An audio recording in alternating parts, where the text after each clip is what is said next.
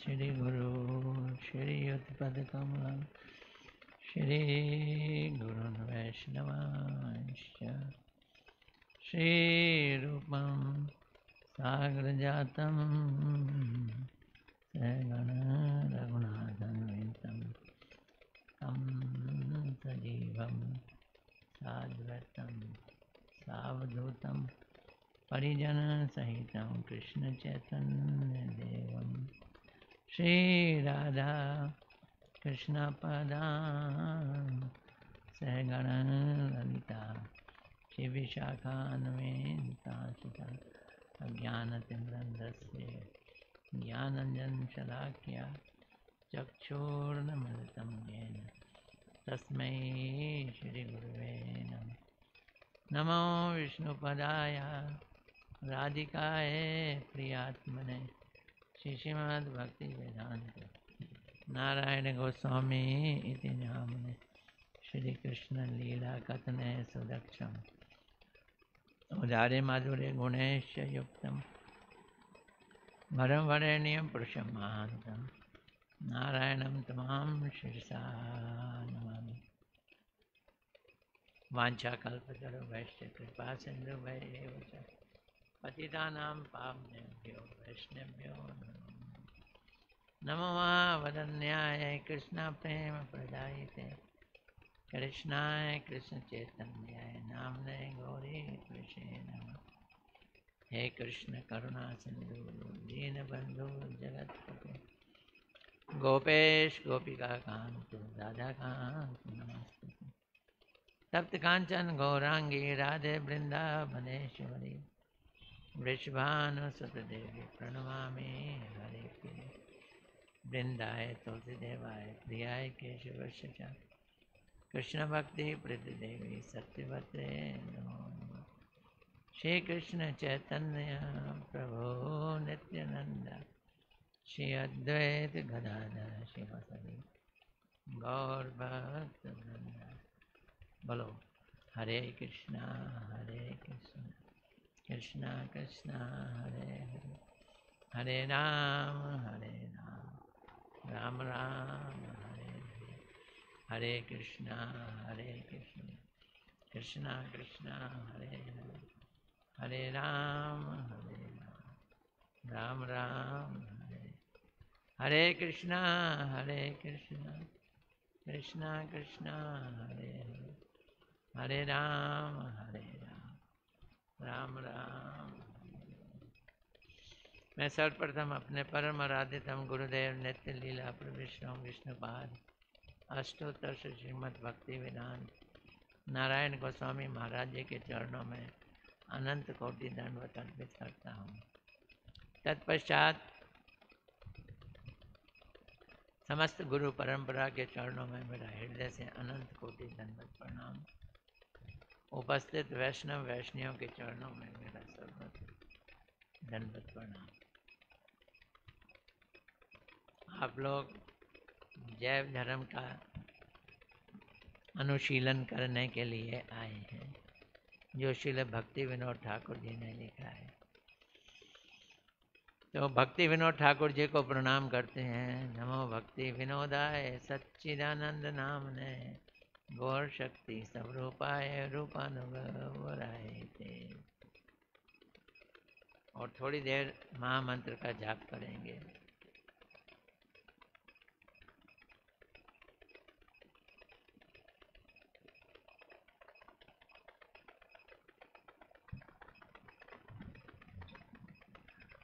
और कुछ समझ आए ना आए, ये महामंत्र तो समझ आ ही जाएगा।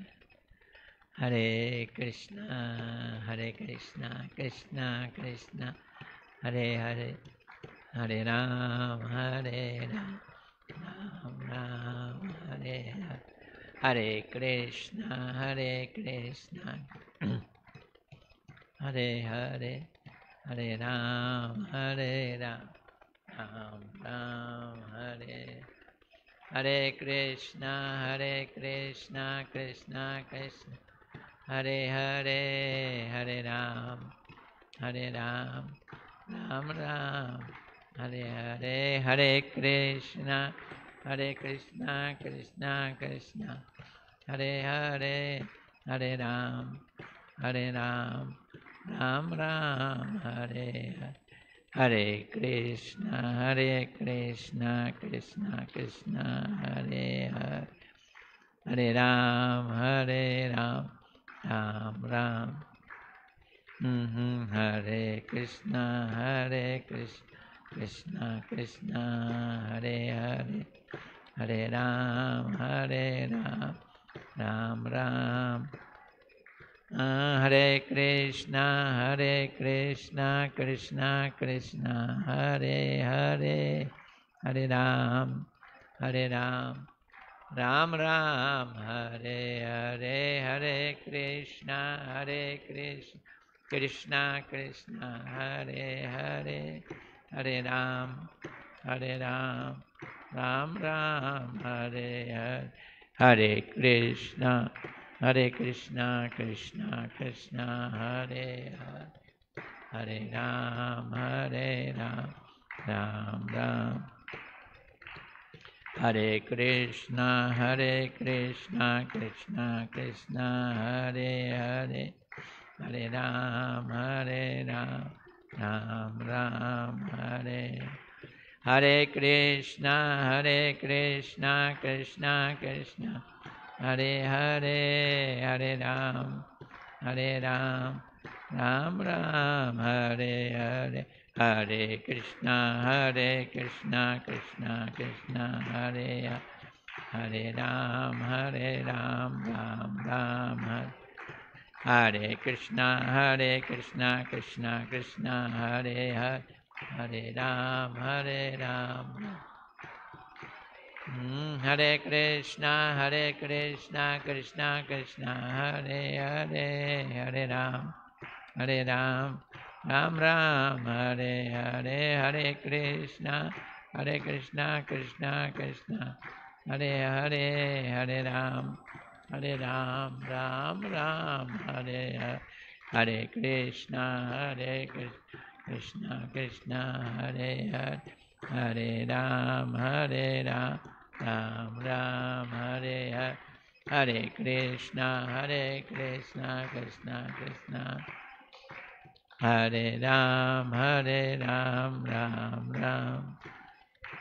हरे कृष्णा कृष्णा कृष्णा हरे हरे, हरे राम राम राम हरे हरे, हरे कृष्णा कृष्णा कृष्णा हरे राम राम राम हरे हरे, हरे कृष्णा कृष्णा कृष्णा हरे हरे, हरे राम राम राम हरे, हरे कृष्णा कृष्णा कृष्णा हरे हरे, हरे राम राम राम हरे हरे, हरे कृष्णा कृष्णा कृष्णा हरे राम राम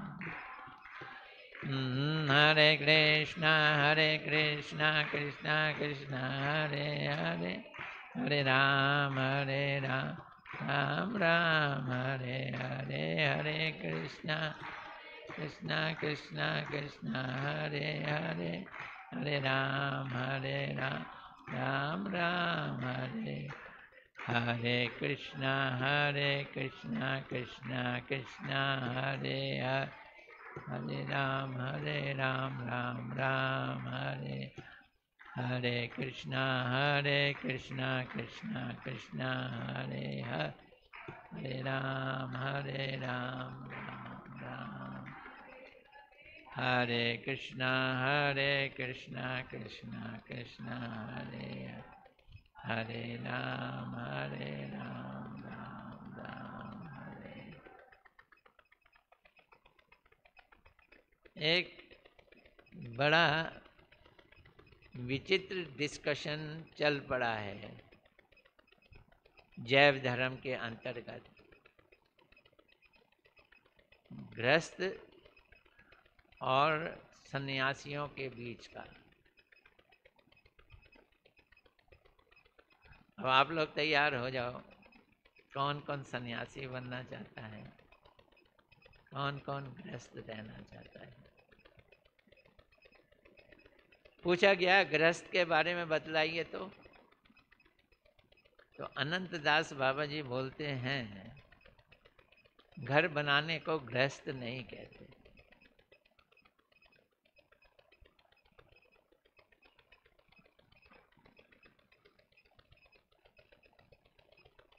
फिर तो विवाह भी करना जरूरी है।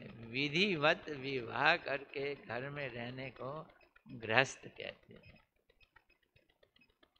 गृहस्थ विधिवत विवाह करने को और घर में रहने को गृहस्थ कहते हैं। अब ये भी गृहस्थ श्रेष्ठ हैं ऐसी बात नहीं है। शादी कर ली, घर में रह रहे हैं, पति पत्नी के रूप में रह रहे हैं, बच्चे पैदा कर लिए, ये श्रेष्ठ हैं ऐसा नहीं है।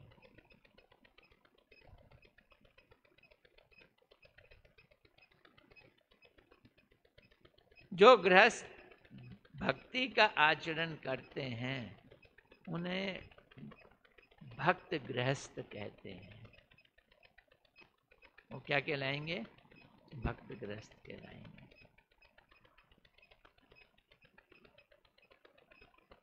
श्रील भक्ति विनोद ठाकुर जी तारीफ कर रहे हैं।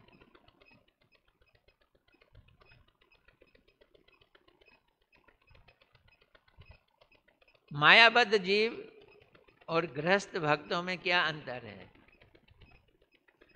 मायाबद्ध जीव अपनी इंद्रियों से, कौन सी इंद्रियां? ज्ञान इंद्रियां, अंग्रेजी में कहते हैं नॉलेज एक्वायरिंग सेंसेस। आँख, नाक, कान, जीभ, त्वचा, ये बाहर से नॉलेज गेन करती हैं। हिंदी में क्या कहेंगे? ज्ञान इंद्रियां। ज्ञान इंद्रियों से हम सुख का जो भोग करते हैं वो गृहस्थ है। ज्ञान इंद्रियों से सुख का भोग करने वाले लोग क्या कहलाएंगे? गृहस्थ कहलाएंगे। ये मायाबद्ध हैं। आंखों से रूप देखेंगे। अब घर में बैठे बीवी के अलावा और कौन सा रूप दिखेगा? तो टीवी लगाएंगे, टीवी में तरह तरह के रूप दिखाई देंगे। आंखों से सुख लेने की कोशिश कर रहे हैं, कानों से भी सुख लेने की म्यूजिक सुन रहे हैं। शुरू शुरू में जब भारतवर्ष में टीवी आया था तो हफ्ते में एक बार प्रोग्राम आता था, चित्रहार कुछ ऐसा नाम था उसका, और उसमें फिल्मी गाने आते थे, ब्लैक एंड वाइट होता था वो। और उस गानों को देखने के लिए चारों ओर से लोगों की आके भीड़ लग जाती थी, और संडे को एक फिल्म भी आती थी।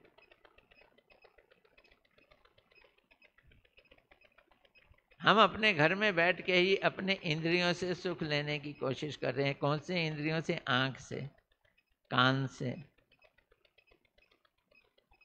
नाक से और त्वचा से, स्पर्श से, सेंस ऑफ टच। इससे हम रसास्वादन करने की कोशिश करते हैं। ये मायाबद्ध जीव हैं। कौन है? माया में बंधे हुए जीव हैं, मायाबद्ध जीव हैं। इन्हीं 5 ज्ञान इंद्रियों के द्वारा ये जीव जड़ जगत में प्रवेश करता है, जड़ जगत की चीजों को अपना समझता है और उसमें आसक्त हो जाता है।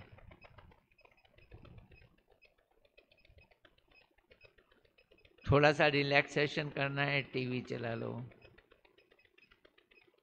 गाने सुन लो, इसे ही रिलैक्सेशन मानते हैं।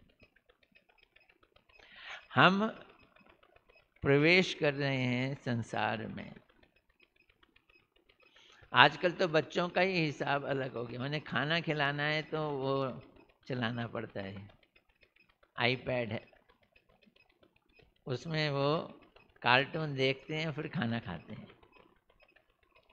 खाएंगे नहीं, ये रिवाज बन गया है।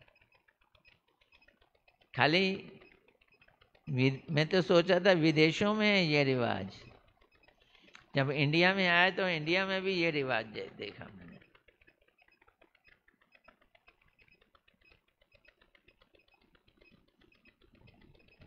तो क्योंकि जड़ इंद्रियों से, इन ज्ञान इंद्रियों से हम सुख भोग लेते हैं तो संसार में आसक्त हो जाते हैं। और जितना हम विषयों के प्रति आसक्त होते हैं, इंद्रियां जिन जिन चीजों को चाहती हैं उन्हें विषय कहते हैं। विषय किसको कहते हैं? इंद्रियां जिन जिन चीजों को चाहती हैं। आंख जिसको चाहती है, कान जिसको चाहता है, नाक जिसको चाहती है, ये सब विषय हैं। जितना हम विषयों में अधिक आसक्त हो जाते हैं,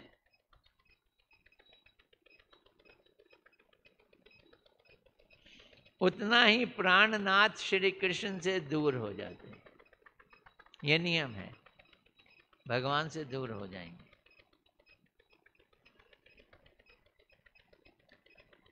और इसी का नाम बहिर्मुख संसार है। वो पूछ रहा था ना, संसार किसे कहते हैं? ये क्या है? संसार। कौन सा संसार? बहिर्मुख संसार।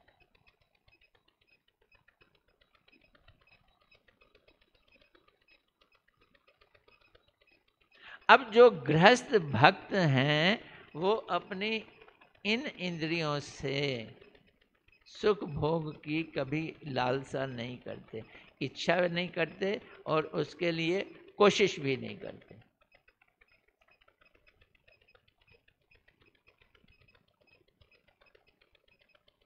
वो मूवी नहीं देखेंगे, वो टीवी भी नहीं देखेंगे। क्या देखेंगे? भगवान की तस्वीरें देखेंगे, भगवान की मूर्ति देखेंगे।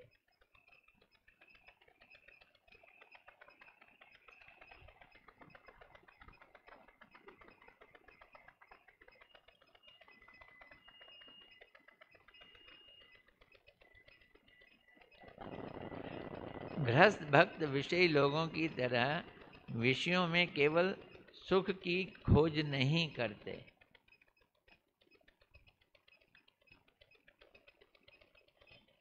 अच्छा, अब एक बात समझ लो अच्छी तरह से, ये सब बातें आदत पे पड़ती हैं। शराब इतनी कड़वी आइटम है जिसको जीभ पे नहीं आप लोग लगा सकते, और धीरे धीरे धीरे धीरे पीने लग जाओ तो इसकी इतनी आदत पड़ जाती है कि जीभ से नहीं छुड़ा सकते। जिस चीज को जीभ से नहीं लगा सकते उसको जीभ से नहीं छुड़ा सकते। आदत। ऐसी सिगरेट है, जिस भी व्यक्ति ने पहली बार सिगरेट पी होगी वो खांसी के मारे मर गया होगा, लेकिन दोस्ती यारी में फैग करो, स्मोक करो, और बस धीरे धीरे धीरे धीरे आदत पड़ जाती है। क्या आदत पड़ जाती है? कि विषयों से सुख लेने की आदत पड़ जाती है। लेकिन जो गृहस्थ भक्त हैं उनकी आदत दूसरी होती है। वो अपने इंद्रियों से संसार की वस्तुओं को सुख लेने की कोशिश नहीं करते, इच्छा नहीं करते, उसके लिए कोई प्रयास भी नहीं करते। अब पत्नी है, उसको क्या करेंगे? पत्नी को वो पत्नी नहीं मानता, सहधर्मणी को कृष्ण सेविका मानता है। कि ये मेरे घर में भगवान ने एक कृष्ण की सेवा के लिए एक महिला को भेजा है।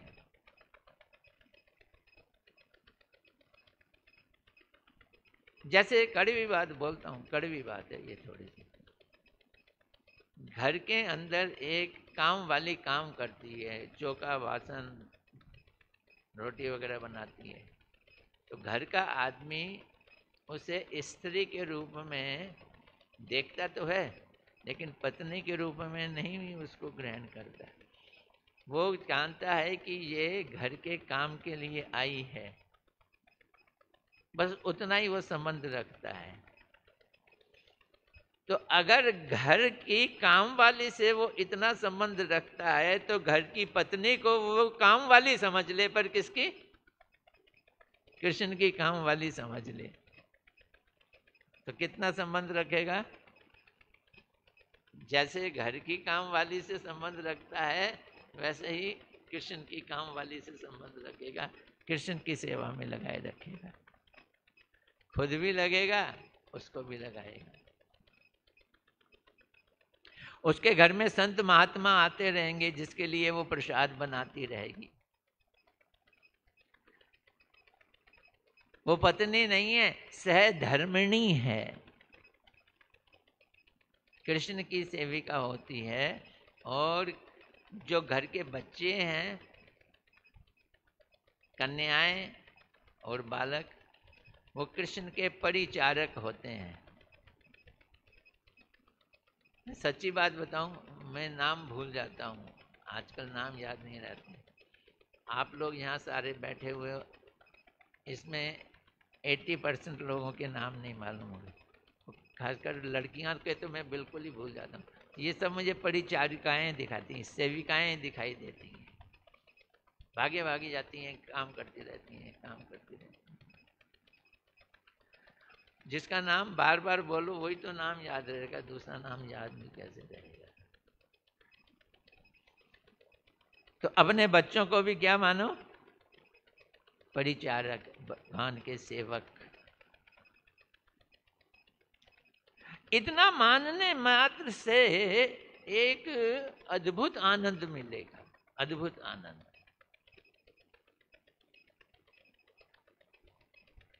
और बाई दी वे बच्चे भी ऐसे ही निकल आए, परिचारक बने ही जाएं, तो सोने में सुहागा।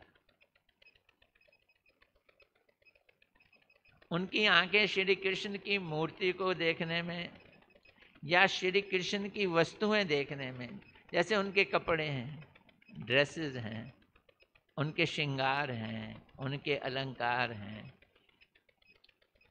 उनके चरण को देखने में तृप्त होती हैं आंखें। उनके कान हरि कथा सुनने में आनंदित होते हैं। आदत ही पड़ जाएगी, कोई टीवी में या रेडियो में कोई कहानी आ रही होगी, वो सुनने की इच्छा ही नहीं करेगी, मूवी देखने की इच्छा ही नहीं करेगी, हिम्मत ही नहीं पड़ेगी, उतनी चाहत ही नहीं होगी कि ये कहानी सुने क्या हुआ। पता है क्या फर्क पड़ता है भगवान की कहानी सुनने में और संसार की कहानी सुनने में? संसार की कहानी में जो हीरो होता है उससे हमारा कोई संबंध नहीं होता, लेकिन भगवान की कथा में जिसकी हम कथा सुनते हैं, वो जो हीरो होता है उससे हमारा क्या होता है? रिलेशन होता है। भगवान की कथा, इसलिए भगवान की कथा में सबसे पहले संबंध तत्व होता है। We have a relationship with this person. अब क्योंकि दुनिया की कहानी में हीरो से कोई संबंध नहीं है, तो उसको पाने का भी कोई पॉइंट नहीं है कि इस हीरो को मैं पालूं, इस हीरोइन को मैं पालूं, इसे मैं किसी तरह से घर ले आऊं, ऐसा कोई पॉइंट नहीं होता। तो उसको पास जाने के लिए कोई हमारी कोशिश भी नहीं होती। लेकिन भगवान को जब हम देखते हैं, क्योंकि भगवान से संबंध होता है, तो उसे पाने का एक इच्छा जागृत होती है, ये साधना कहलाती है। इसे अभिधेय भी कहते हैं। बात समझ आ रही है? उनके कान हरि कथा और हरि कथा से ज़्यादा हरि के भक्त संतों के चरित्रों को सुनने में लगते हैं। हरि चरित्र सुनने में बहुत अच्छा लगता है। उनकी नासिका श्री कृष्ण के चरणों से समर्पित तुलसी की सुगंधित द्रव्यों को गंध में सूंघने में लगी रहती है। कभी आप लोग हमारे ही यहाँ के नरसिंह मेहता, कबीर दास, मीराबाई, ये तो अभी कुछ समय पहले के लोग हैं, इनकी कथाएं सुनने लग जाओ तो कान खड़े हो जाएंगे, ऐसा दिल करेगा और सुनो और सुनो और सुनो। लेकिन जो भक्त नहीं है शायद उनको नहीं लगेगा। और फिर इससे ऊपर हमारे आचार्य हैं, भक्ति विनोद ठाकुर जी की कथा, श्रील भक्ति सिद्धांत सरस्वती ठाकुर प्रभुपाद की कथा, रूप गोस्वामी, सनातन गोस्वामी की कथा। इन लोगों के चरित्रों को सुनने से बड़ी प्रबल भक्ति का भाव जागृत होता है, बड़ी जबरदस्त भक्ति। हमारे रूप गोस्वामी, सनातन गोस्वामी अलग अलग गांवों में जाते थे और एक रात एक पेड़ के नीचे रहते थे, बस एक रात से ज़्यादा नहीं रहते थे, कहीं पेड़ से ही आसक्ति ना हो जाए। ऐसा करेक्टर था उनका, पेड़ से ही आसक्ति ना हो जाए।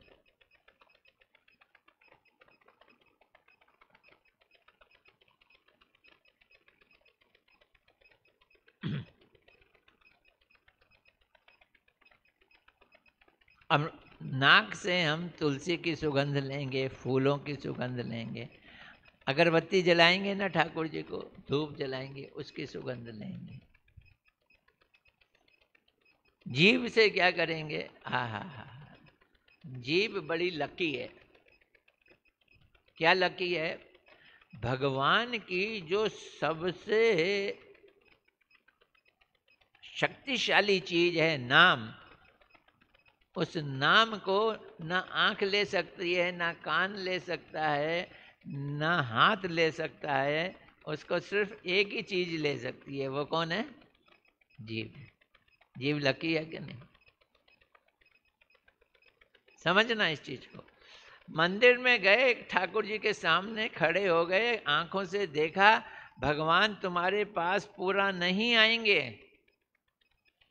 क्योंकि आंखों से दिखने वाले ठाकुर जी कंप्लीट नहीं है आपके लिए। वो 100% ठाकुर जी नहीं है। लेकिन कृष्ण का नाम और कृष्ण 100% एक ही है। हरे बोला यानी राधा रानी, और कृष्ण बोला यानी कृष्ण। हरे कृष्ण बोला यानी राधा कृष्ण मिल गए। हरे कृष्ण बोला और राधा कृष्ण आपस में प्रेम की लीलाएं कर रहे हैं। कृष्ण कृष्ण हरे हरे दोनों अलग अलग हो गए। वो अपने घर चले गए, वो अपने घर चले गए, घरों में एक दूसरे की इंतजार कर रहे हैं। नाम लेता कौन है? जीव लेती है। सबसे ज्यादा लकी कौन है इस मामले में? जीवा।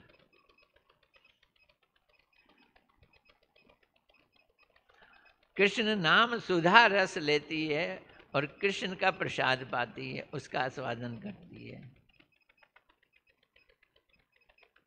त्वचा से क्या करेंगे? त्वचा से भक्तों को, पैरों को, चरणों को छुएंगे, भक्तों को गले लगा देंगे, उसका सुख का अनुभव करेंगे।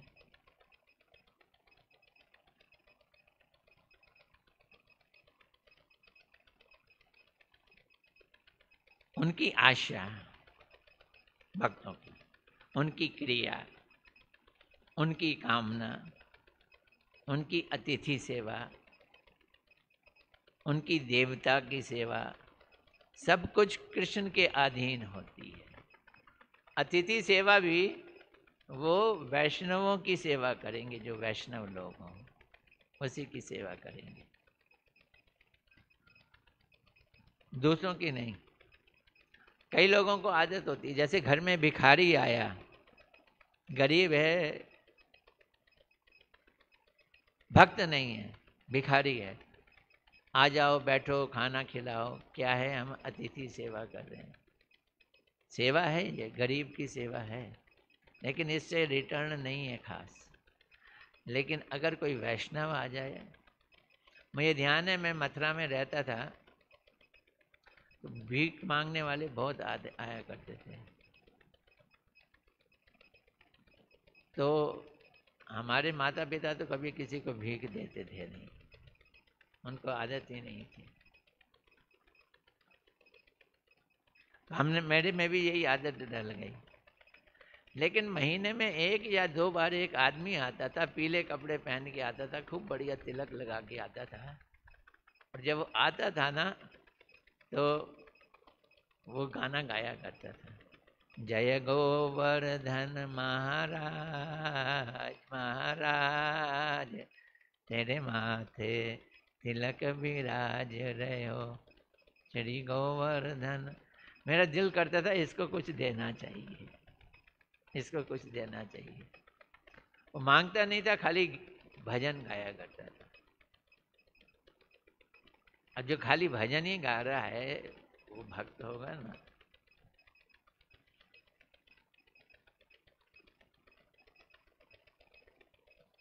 अब भक्तों का जीवन में 3 चीजें होती हैं। क्या है? जीवों पर दया करना एक चीज, दूसरा कृष्ण का नाम लेना, और तीसरा वैष्णवों की सेवा।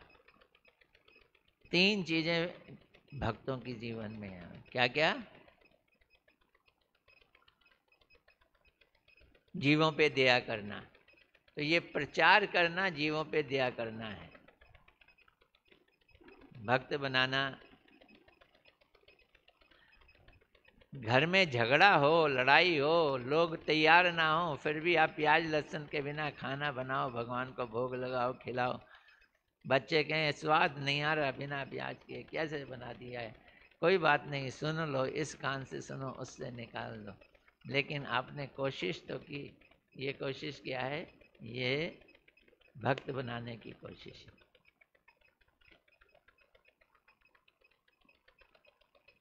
घर में टेप रिकॉर्डर चलाओ, भजनों के टेप रिकॉर्डर चलाओ, महामंत्र का वो टेप रिकॉर्डर चलाओ। तो उनका जीवन जीवों पर दया करना, कृष्ण का नाम लेना और वैष्णवों की सेवा करने के लिए होता है। संसार के लिए वो होते हैं, व्यवहार करते हैं, पर अनासक्त होते हैं। विषयों का भोग करना केवल ग्रस्त भक्तों द्वारा ही असल में संभव है। विषयों का भोग करना, भोग करने का मतलब है यहाँ पे मिस यूज नहीं करना। क्या करना? यूज करना, विषयों को यूज करना। एक काम होता है सब कुछ अपनी सेवा में लगाओ, और एक काम होता है सब कुछ कृष्ण की सेवा में लगाओ। ये आर्ट अगर किसी से सीखनी है तो कौन सिखाएगा? ये गृहस्थ भक्त सिखाएंगे। इसको युक्त वैराग्य कहते हैं। That you have everything but still you are renunciate. युक्त वैराग्य, सब कुछ है तुम्हारे पास फिर भी तुम त्यागी हो। है तो किसके लिए है? वो भगवान के लिए है।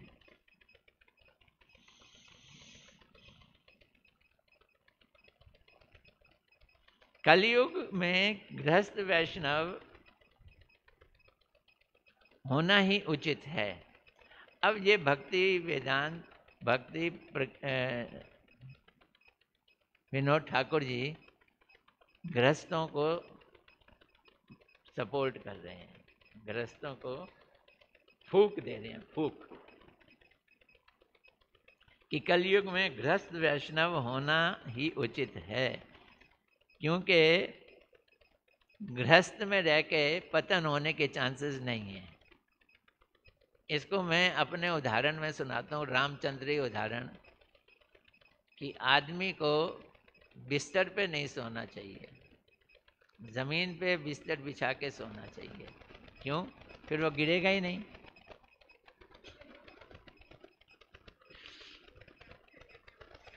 अगर बिस्तर पे, अभी मैंने सुना, सच्ची में सुना, इसलिए कह रहा हूँ कि मेरी ज़िंदगी के संग ये बात बीती। कई लोगों के छतों पे छत बनाते हैं, मुड़गेल नहीं बनाते हैं, वो प्लेन छत होती हैं, मुड़गेल नहीं बनाते हैं। तो मैं जब बीएससी में पढ़ता था, मेरा एक बहुत अच्छा दोस्त था, नज़दीकी दोस्त था, मुकुल उसका नाम था। गर्मियों के दिन थे, छत पे सो रहा था और छत पे करवट बदलते हुए वो नीचे गिर गया, ऊपर से नीचे गिर गया, बेचारा मर गया। और उसको हमने बड़े दुख से उसको विदाई दी। तो अब मुड़गेल के बिना छत पे सोओगे तो गिरने का चांस रहेगा, अगर ज़मीन पे ही सोओगे तो गिरने का चांस नहीं रहेगा। तो श्रील भक्ति विनोद ठाकुर जी कहते हैं, गृहस्थ बने रहोगे तो गिरने का चांस नहीं के बराबर है, और सन्यासी बनोगे तो गिर जाओगे।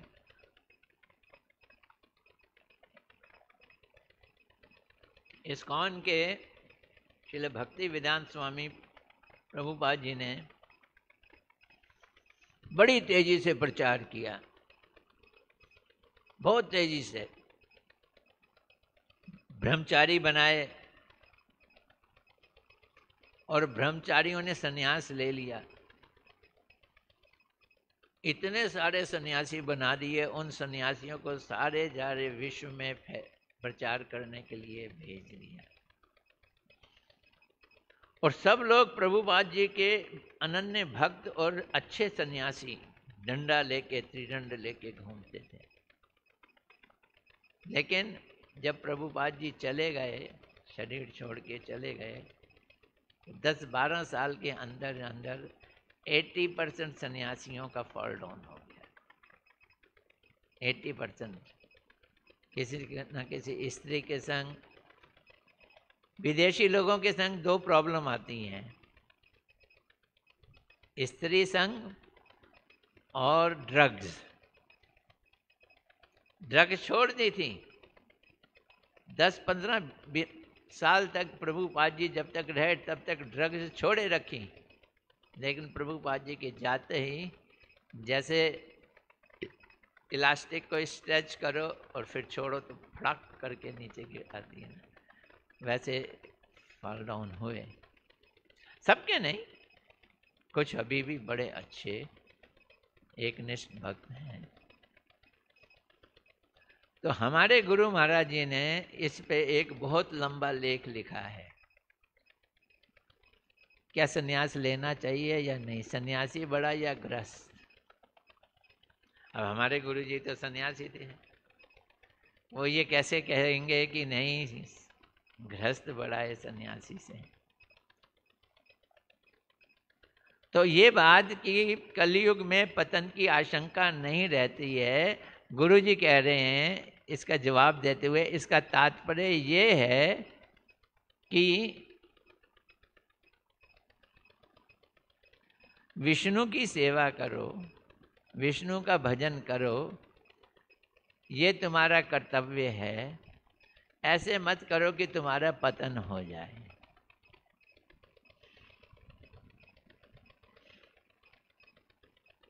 गौर हरि श्री श्री राधा रमन बिहारी जो की है।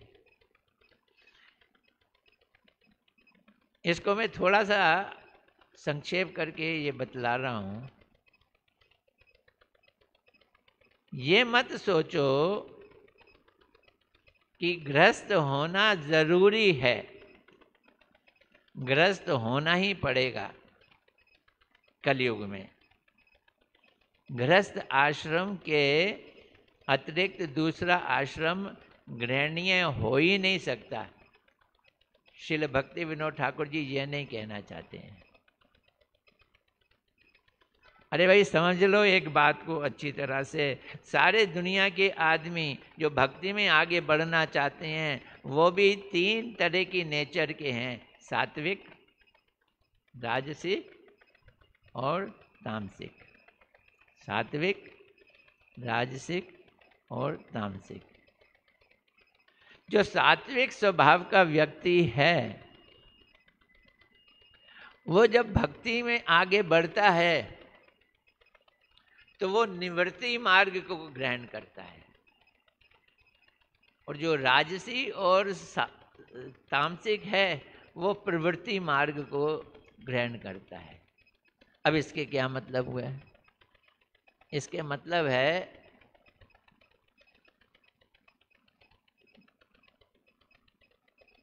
स्त्री की इच्छा है तो विवाह करके एक स्त्री को घर ले आओ और उसके साथ रहकर भक्ति करो। ये प्रवृत्ति मार्ग है। प्रवृत्ति मतलब कि जीवन में प्रवृत्त भी हो रहे हो और साथ में भजन भी कर रहे हो। ये मार्ग कौन सा हो गया? प्रवृत्ति मार्ग हो गया। अब खाने का भी शौक है तो घर में पत्नी को कहा आज पिज़्ज़ा बनाओ, भगवान को भोग लगाएंगे। अब पिज़्ज़ा बनेगा, पास्ता बनेगा, भोग लगेगा, भगवान भी खाएंगे, हम भी खाएंगे। तो हमारे को खाने का जो शौक है वो प्रवृत्ति हमारी क्या हो रही है? वो धीरे धीरे खा के निवृत्त होते जा रहे हैं। प्रवृत्त होकर निवृत्त होना, to give up by taking. भगवान को भोग लगाकर खाने से, पत्नी को साथ रहने से स्त्री की इच्छा खत्म हो जाएगी। भगवान को भोग लगा के खाने से बढ़िया बढ़िया चीज़ें खाने की इच्छा खत्म हो जाएगी, अपने आप समाप्त हो जाएगी। और कुछ इच्छाएं तो बीमारियों से ही खत्म हो जाएंगी। जब शुगर हो जाए या पेट खराब हो जाए तो वो खत्म हो ही जाएंगी। कचौड़ी कैसे खाओगे बुढ़ापे में आके? मुश्किल काम है।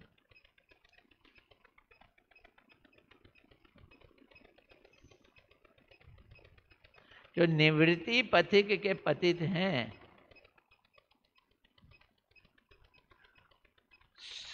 सात्विक हैं, वो सीधा संन्यास ले लें।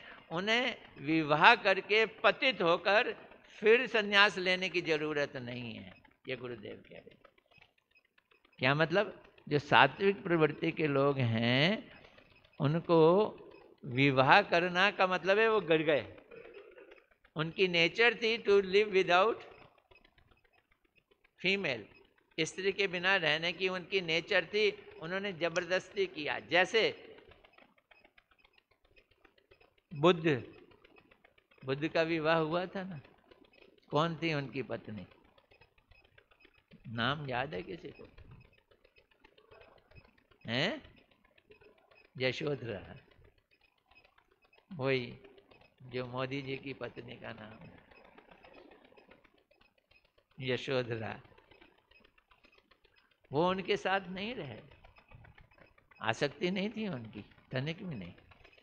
ऐसे ही रघुनाथ दास गोस्वामी जी का भी विवाह हुआ। हमारे शास्त्रों में कहा है रघुनाथ दास Goswami ji was richest person of his area। पैसों में सबसे अधिक पैसे वाले थे। 1-1.5 लाख सोने की अशरफियां महीने की इनकम थी उनकी। और उनकी जो पत्नी थी वो विश्व सुंदरी भी उसके आगे पानी भरेगी, इतनी ज़्यादा सुंदर थी। लेकिन वो उसको देखते ही नहीं थे, पैसे को भी नहीं देखते थे। उनकी एक ही इच्छा थी, महाप्रभु जी दिख जाएं। उनके पास चला जाऊं। और फिर बहुत ज़्यादा कश्मकश के बाद नित्यानंद प्रभु से उन्होंने संग किया। पानीहाटी में अभी कुछ दिन पहले ददी चिड़वा का लोगों को भोग फीस्ट दी, फीस्ट इसने रघुनाथ दास गोस्वामी ने। उसके बाद उन्हें कृपा मिली।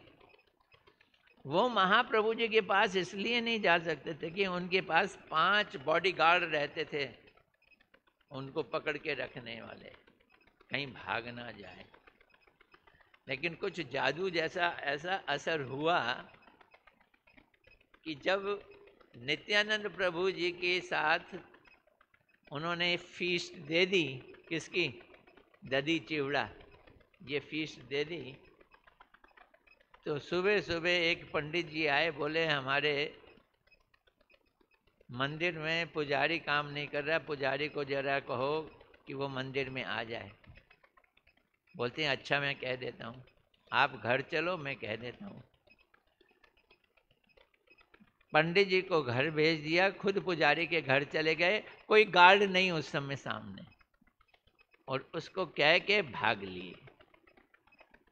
और भाग के रास्ते से नहीं गए, जंगलों से गए, टेढ़े मेढ़े रास्तों से गए ताकि पकड़ में ना आए। और महाप्रभु जी के पास जो जगन्नाथपुरी में थे, सप्तग्राम से जगन्नाथपुरी 2 महीने के जाने का रास्ता है, 15 दिन में तय किया, बिना कुछ खाए पिए। कहने का तात्पर्य है, अब आँखों को क्या अच्छा दिखाई देता है, नाक को क्या अच्छा सूंघता है। ये ऐसा व्यक्ति जिसके अंदर इतनी भक्ति हो, अगर वो विवाह करता है, उसकी शादी होती है, तो ये उसका कल्याण नहीं, उसका क्या है पतन है। ऐसे ही एक और थे हमारे रामचंद्र कविराज, उनका नाम क्या था? रामचंद्र कविराज, नाम सुना है? कथा सुनी है उनकी? हैं? मैंने ही सुना दी थी। अच्छा,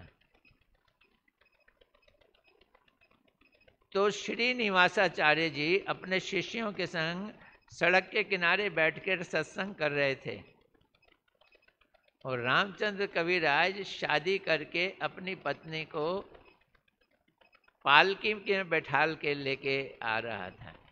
पत्नी भी पालकी में और पति भी पालकी में हैं। क्या चीज?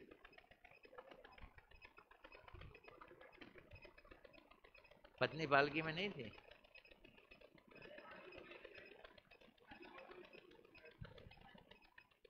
पत्नी पालकी में होती है, पति तो जनरली नहीं हो सकता है बाहर हो। लेट अस अज्यूम वे भारी थे। तो श्री निवासाचार्य जी बोले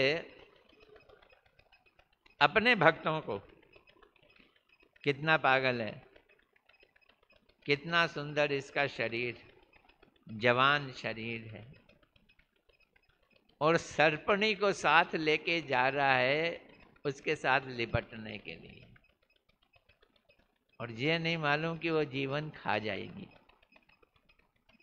बीवी को क्या बोल दिया? सर्पणी। और बैंड बाजों के बीच में रामचंद्र कविराज जी को श्री निवासाचार्य जी की बात कानों में सुनाई दे गई। वो उसी समय पालकी से उतरे और आए, महाराज आप क्या कह रहे थे? फिर से बोलना। तो बोलते हैं जिसको तो इतने प्यार से लेके जा रहा है, विवाह की पत्नी समझकर, ये सर्पणी है, तेरा सारा जीवन डस लेगी तुझको।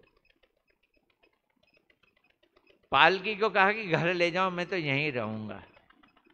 उसी समय वो श्री निवासाचार्य जी के पास आ गए, पालकी घर चली गई। घर में वो हल्ला मच गया, रोना धोना मच गया। घर वाले आए वापस, श्री निवासाचार्य जी को कहा, श्रीनिवासाचार्य जी कहते मैंने तो बुलाया नहीं था, ले जाओ इसको। रामचंद्र कविराज चले गए, रात भर अपनी पत्नी के पास रहे और रात भर वो अपने गुरुदेव की महिमा सुनाते रहे, रात भर। और सुबह उठ के नहा धो के उनकी पत्नी कहती है कि आपका जितना अपने गुरुदेव के लिए निष्ठा है, मैं इसकी आदर करती हूँ, आप अपने गुरुदेव के पास जाओ, मैं अपना जीवन निर्वाह कर लूँगी, पत्नी कहती है। और वो आ गए, पत्नी को छोड़ के वो आ गए। अब ऐसे लोगों को विवाह करना चाहिए क्या नहीं करना चाहिए, ये हमारे गुरुदेव इस चीज़ को समझा रहे हैं। श्रीमद् भागवत में आश्रम के संबंध में इस प्रकार बतलाया है। क्या बतलाया है? भगवान है ना, भगवान उनकी जंघा से गृहस्थ आश्रम निकला है, उनके हृदय से ब्रह्मचर्य आश्रम निकला है, उनके वक्षस्थल से वानप्रस्थ आश्रम निकला है और उनके मस्तक से संन्यास आश्रम निकला है। ये कहाँ लिखा है? भागवत में लिखा है। अपनी योग्यता के अनुसार उनमें किसी भी एक आश्रम में अधीन रहकर विष्णु की पूजा करना, ये वैष्णव के लक्षण है। अब जो लोग जंघा से निकले हुए लोग हैं वो गृहस्थ आश्रम में जाएंगे, जो वक्षस्थल से निकले हैं वो ब्रह्मचारी बनेंगे और जो सिर से निकले हैं वो सन्यासी बनेंगे। मतलब क्या? जिसका जैसा अधिकार है वैसे ही वो ग्रहण कर लेगा।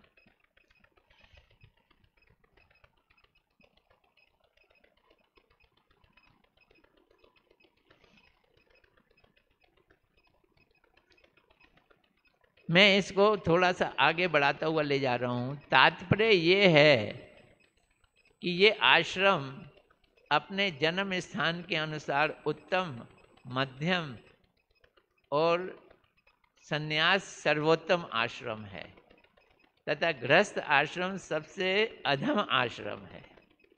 गृहस्थ सबसे अधम है, उससे ऊपर ब्रह्मचर्य, उसके ऊपर वानप्रस्थ, उसके ऊपर संन्यास।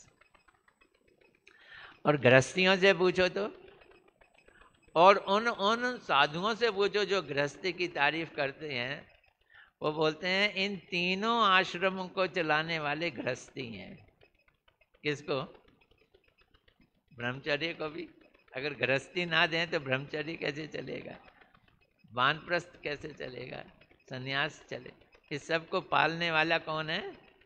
वो गृहस्थ हैं। होते हुए भी आश्रम के हिसाब से गृहस्थ आश्रम को नीचा माना गया है, बाकी आश्रमों को ऊंचा माना गया है।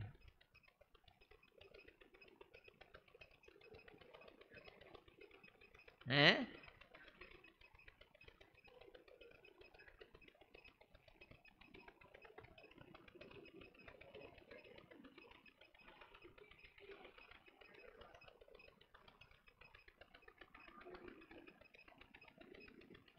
हमारे प्रभु जी कुछ कहना चाहते हैं, मैं सुन नहीं पाता, और वो ये कहना चाहते हैं कि गृहस्थ आश्रमों को कौन समझाएगा? हैं? अगर सन्यासी नहीं हुए तो गृहस्थों को सिखाएगा कौन?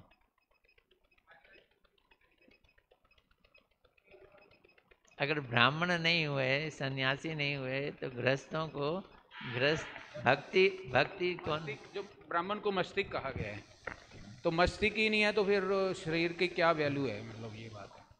तो आश्रम इसलिए ये जरूरी है। यही गुरुदेव समझाने की कोशिश कर रहे हैं और मैं इसी चीज़ को आगे लेता चला जा रहा हूँ। शॉर्टकट में ये चीज़ मैंने बताई। इस पुस्तक के 10वें अध्याय के अंत में भागवत के उपयुक्त श्लोक का अवलंबन किया है। भागवत में कहा है कि कुछ लोग मीट खाने के लिए उतावले होते हैं, उनको यज्ञ की इजाज़त दिए, पशु बलि यज्ञ करो, उसमें पशु को मारो और मीट खा लो, पर कलयुग में अलाउड नहीं है। इसी तरह से कुछ लोगों को स्त्री की ज़रूरत है तो उनको कहा है विवाह यज्ञ करो, उसमें स्त्री को लाओ और घर में पत्नी के रूप में रखो। इस प्रकार से हम भजन करते हुए आगे बढ़ेंगे। इस मार्ग को प्रवृत्ति मार्ग कहा है। क्या बोला? प्रवृत्ति मार्ग बोला है।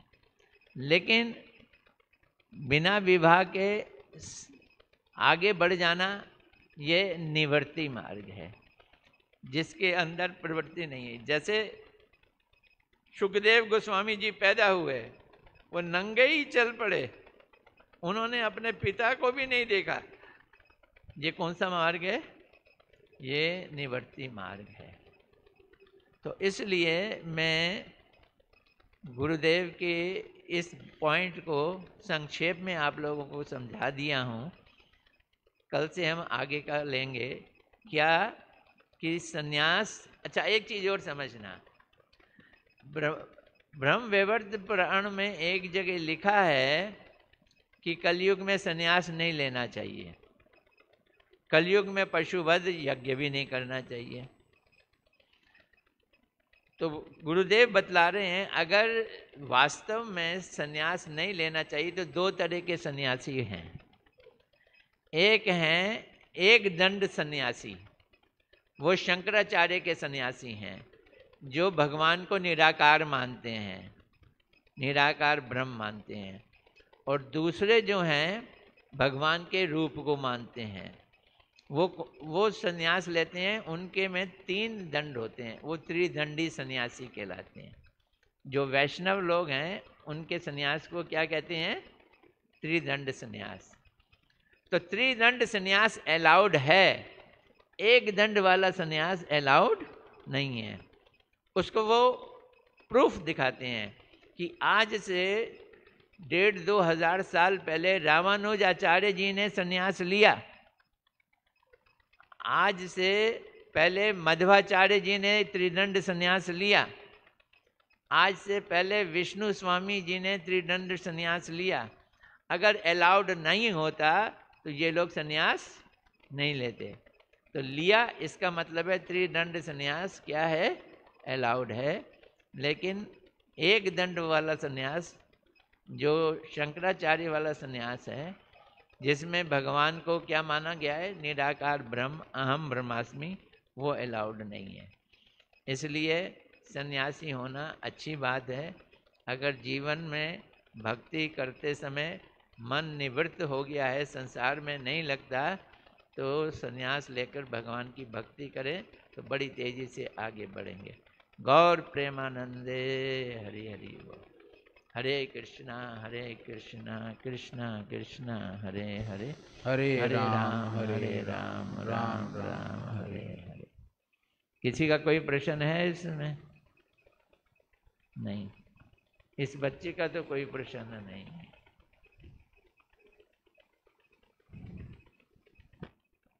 तुम्हें समझ आ गई थी? हैं? इसे समझ आ गई। और किसका? तुम बच्चियों का? तुम पहली बार बैठी हो? हैं? कुछ तो पूछो। जरूरी नहीं है जो मैंने बताया उसी से पूछना, कोई और भी ऊट पटांग क्वेश्चन पूछो। ऊट पटांग समझती हो ना, जिसका कोई संबंध नहीं है। आप भगवान को क्यों मानते हो? ये ऊट पटांग क्वेश्चन है ना, इसको दो। ये ऊट पटांग क्वेश्चन पूछेगी।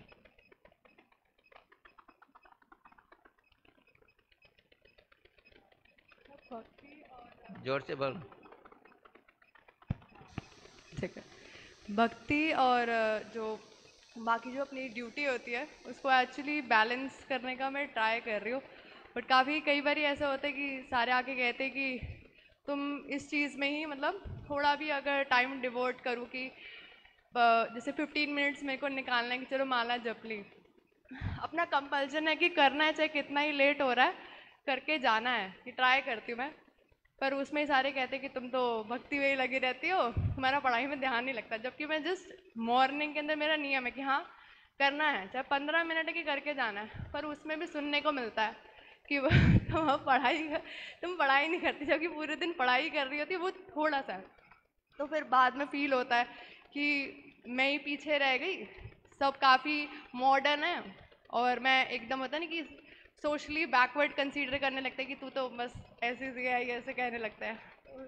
देखो एक बात सुन लो, तुम भक्ति करोगी, माता पिता तो यही कहेंगे कि तुम पढ़ाई के समय निकाल कर भक्ति कर रही हो। माता पिता तो यही कहेंगे।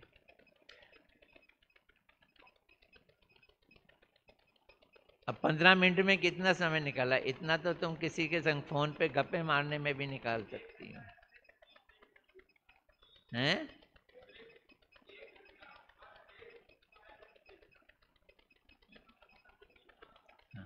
1 घंटा क्या है? अच्छा अच्छा अच्छा। सभी लोग वो देखते हैं रील, मतलब ये फोन स्मार्ट